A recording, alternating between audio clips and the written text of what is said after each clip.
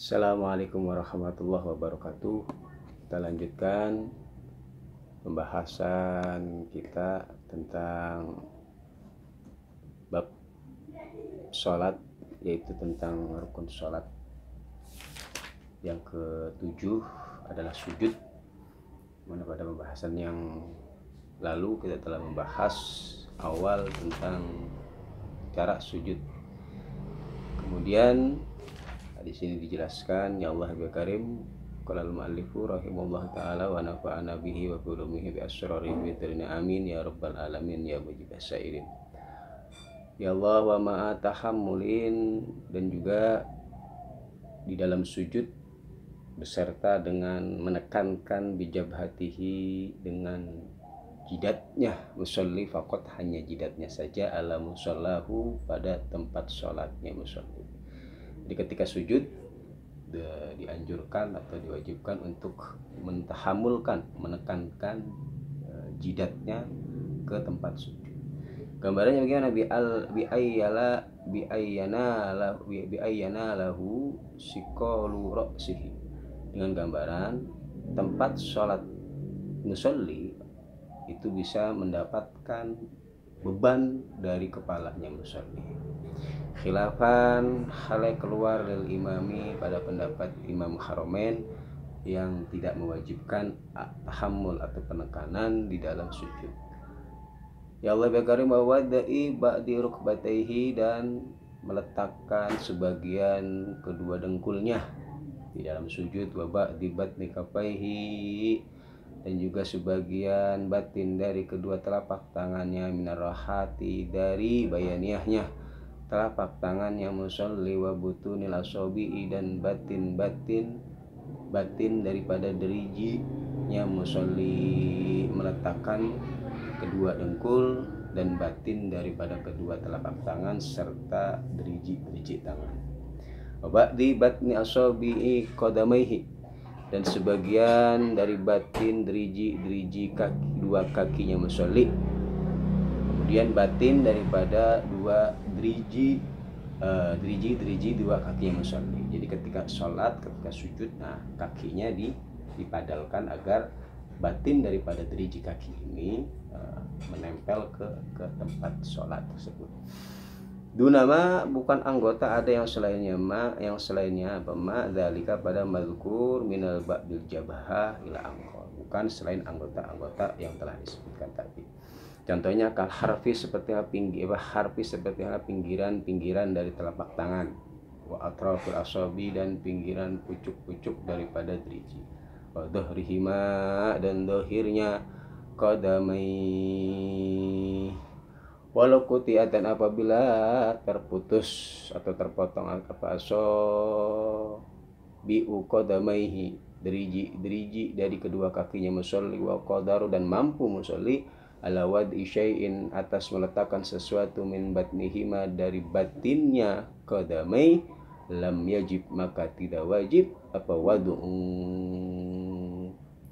Maka ketika seseorang tidak memiliki deriji kaki dan dia mampu untuk meletakkan sebagian dari batin kedua kaki derijinya, maka tetap tidak diwajibkan bagi orang tersebut karena memang sulit baginya. Kama, seperti adamul wujub iktadahu, yang menuntut pada kalam syaikhaini, kalam daripada syaikhain. Wala yajibu, dan tidak wajib at-tahammulu, menekankan alaiha, atas hadil a'dha, pada anggota-anggota ini, ai ba'dir rukbatai, wa ba'di batnil kafain, wa ba'dil asabi'i qadamai.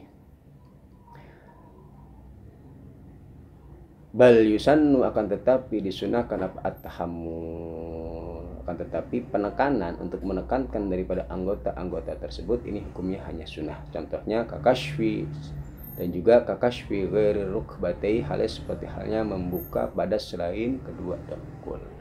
Di dalam sujud itu harus dibuka atau disunahkan untuk dibuka selain daripada kedua dengkul, karena kalau kedua dengkul ini akan mengkhawatirkan terbukanya aurat. Wasunnah, dan disunahkan fi sujud, di dalam sujud, apa wadu anfin, meletakkan pada hidungnya, ya, bukan hanya jabhanya saja, bal yata'akkadu, akan tetapi menjadi sunnah akan menjadi kuat apa wadu anpin bi khabarin sahihin, karena berdasarkan khabar atau hadis yang sahih. Min sama, dan karena inilah wurudul khabarus sahih ikhtira, dipilih abu wujubuhu, wajibnya wadu anpin. Wisanu, dan disunahkan buat rukbataini, meletakkan dua dengkulnya awalan dalam permulaan sujud. Ini cara atau praktek sujud yang benar, mengawali dengan meletakkan kedua dengkulnya. Mutafarriqaini, hale dibegangkan, rukbatain, kedua dengkulnya tersebut, qadra shibrin, dengan seukuran 1 jengkal, ya. Summa kafaihi, kemudian meletakkan kedua telapak tangannya, musalli hadwa mangkibaihi, hale meluruskan pada kedua pundak yang musalli, rafi'an, hale mengangkat yang musalli, dhira'aihi, pada kedua dhira'nya, ya. Dhira'nya, ini dhira' musalli, ya, pergelangan, ya, atas pergelangan ini, anil ardi, dari bumi. Jadi angkat sedikit, tidak ditempelkan ke tanah ketika sujud. Wa nasyiran, dan membukanya musalli asabi'ahu, pada driji-drijinya musalli dibuka. Madmumatan, hale dikumpulkan, ya, tidak terlalu dibenggangkan, dikumpulkan. Tujuannya apa? Lil kiblati, hale dihadapkan ke arah kiblat, agar driji-driji tangan kita ketika sujud ini dihadapkan ke arah kiblat. Nah, kemudian summa jabhatahu, kemudian meletakkanlah musalli pada jabhahnya, jidatnya musalli, wa anfahu, dan hidungnya musalli, ma'an, bersamaan. Wa tafriqu qadamaihi, dan disunahkan apa? Membenggangkan kedua kakinya dengan keukuran qadra shibrin, dengan seukuran 1 jengkal. Wa nasbihima, dan menegakkan, ya, pada qadamai wajihan, hale menegakkan yang musalli, asabi'ahuma, pada driji-drijinya qadamai, lil kiblah, ke arah kiblat, dengan menghadapkan kakinya, driji-driji kaki tersebut ke arah kiblat. Wa ibarazihuma, dan menampakkannya musalli pada qadamai, min dailihi, dari pakaian yang musalli. Tentunya ini berlaku bagi laki-laki, karena kalau perempuan dan hunsa, orang yang memiliki jenis kelamin 2, itu tidak dianjurkan untuk dibukanya kedua qadamai, karena itu bisa membatalkan daripada sholat, karena kedua qadamai ini merupakan aurat bagi perempuan dan hunsa muskil. Wasunnah, dan disunnahkan fathul ainihi, membuka kedua matanya musalli, halat sujudi, ketika dalam keadaan sujud. Kama, seperti sunnatul fathi, qalahu, berkata pada mazhab Ibnu Abdissalam, wa qarrahu, dan menetapkan pada mazhab Az-Zarkasi, Imam Zarkasi. Wa ikrahu, dan dimakruhkan apa? Mukhalafatu tartib, tidak sesuai dengan tartib al-madhkur yang telah disebutkan dalam sujud, tidak sesuai dengan tartib yang telah disebutkan tadi, ini hukumnya makruh. Wa adamu wadil anfi, dan tidak meletakkannya hidung, itu hukumnya makruh. Wa qawlu subhana rabbiyal a'la wa bihamdi, dan disunahkan berucaplah musolli ketika sujud, subhana rabbiyal a'la wa bihamdi, salasan, sebanyak 3 kali. Subhana, maha suci aku, mensucikan aku, Rabbi, pada Tuhanku, al-a'la, yang maha luhur, wa bihamdihi, dan mengagungkan aku, memuji aku dengan Rabb. Fis sujudi, di dalam sujud, lil ittiba, karena mengikuti Nabi, ya, karena mengikuti Nabi Muhammad sallallahu alaihi wasallam di dalam sujud. Wa yazidu, dan tambahkanlah siapa man orang, marra, yang telah lalu, orang yang sedang sholat, munfarid atau imam yang jamaahnya ini terbatas atau yang terbiasa di dalam memanjangkan sholatnya, ya. Nadban, dengan jalan sunnah, menambahkan bacaan atau doa di dalam sujud, yaitu Allahumma laka sajadtu wa bika amantu wa laka aslamtu, sajada wajhi lilladzi khalaqahu wa sawwarahu wa syaqqa sam'ahu wa basarahu bi haulihi wa quwwatihi tabarakallahu ahsanul khaliqin. Ini daripada doa yang dianjurkan di dalam sujud bagi orang yang sholat sendiri atau imam yang jamaahnya mahsurin, yang jamaahnya ini sudah terbiasa sholat dengan imam yang diperpanjang di dalam sholatnya. Wisanu, dan disunahkan juga iksarud du'ai, memperbanyak doa fi dalam sujud. Wamima, dan itu diantara daripada doa waroda yang datang apa fi dalam sujud, Allahumma inni a'udzu biridhaka min sakhatik wa bimu'afatika an min uqubatik wa a'udzu bika minka la uhsi sana'an 'alaika anta kama asnaita 'ala nafsik. Allahumma ighfirli dzambi kullahu wa dzikkahu wa jillahu wa awwalahu wa akhirahu wa 'alaniyatahu wa sirrahu. Qala, berkata Imam Nawawi fi Raudhah, di dalam Raudhah, kitab Raudhahnya, tatwilus sujudi, adapun memanjangkan sujud itu afdalu, lebih utama, min tatwilir ruku'i, daripada memanjangkan ruku. Nah, ini tentang rukun sholat yang ketujuh, yaitu sujud. Maka di dalam sujud ini ada hal-hal yang harus kita perhatikan.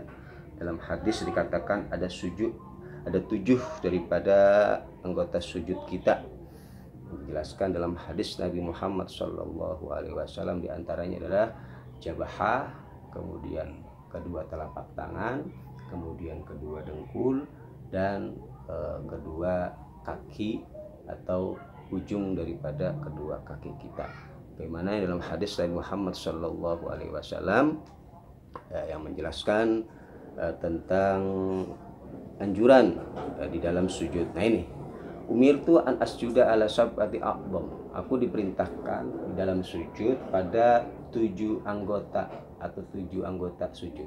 Al-jabhah, yang pertama jidat, wal yadain, dan kedua tangan, wal rukbatain, dan kedua dengkul, wa atraful qadamain, dan ujung daripada kedua kaki.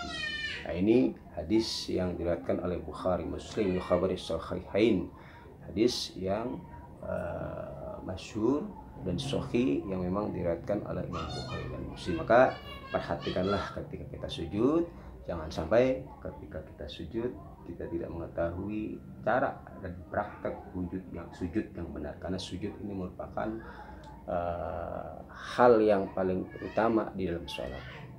Dekatnya seorang hamba kepada Tuhannya yaitu ketika hamba tersebut yang sujud kepada Allah Subhanahu wa taala. Bahkan Sayyidina Ali karamallahu wajhah, ketika beliau terkena anak panah pada kakinya, yang mana anak panah tersebut tembus pada kakinya, dan ketika beliau berpesan kepada sahabatnya, wahai sahabatku, kau cabut anak panah ini ketika aku sedang sholat, terutama ketika aku sedang sujud. Karena sujud adalah dimana kedekatan seorang hamba kepada sang Khalik Allah Subhanahu wa taala, dimana seorang merendahkan dirinya dengan meletakkan satu hal yang dianggap mahkota, yaitu kepalanya, lebih tinggi daripada tempat keluarnya kotoran, yaitu bokongnya. Ini satu hal yang